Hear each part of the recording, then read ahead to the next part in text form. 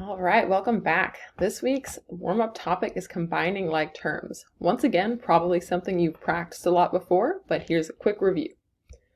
So in order to combine like terms, the terms must have the same variables raised to the same exponents or powers. Once they have the same variables raised to the same exponents, you can add together the coefficients, but you're going to leave the variables the same, so we're not going to change their exponents at all. So for example, in here, I see a 3x, and the other place I see an x is here. So I'm going to add those together. So a reminder, if there's no variable in the front, that's the invisible 1.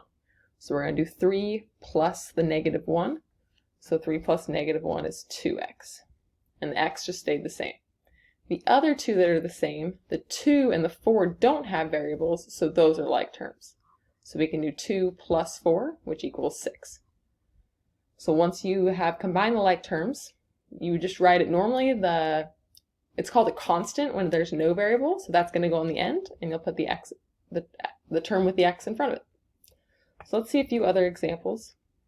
So here, once again, I see an x here, so we're going to do 1x plus negative 4x, so we'll get negative 3x. There's nothing to combine with the 3, so the plus 3 is just going to stay. Here, when I'm looking for matching variables, I have an x squared here and an x squared here. So because they're both x's and both have an exponent of 2, those are like terms. So 2 plus 3 is 5x squared.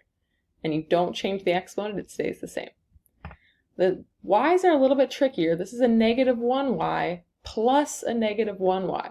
So those are our like terms, but negative 1 plus negative 1 is negative 2y. So don't let that trick you. Here we've got two variables together, so we've got an x and a y, and this one also has an x and a y, so because they have the same variables with the same exponents, those are like terms, so we can do 4 plus negative 2 and get 2xy, and then we are just left with this plus 3x.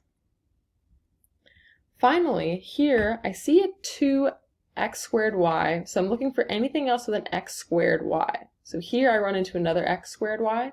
So it's got the invisible 1, so 2 plus 1 is 3x squared y.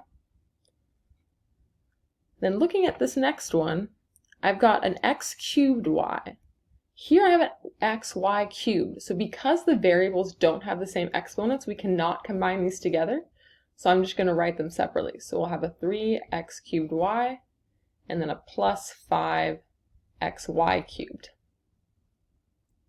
All right, this is a quick review of combining like terms, so why don't you now go try the warm-up.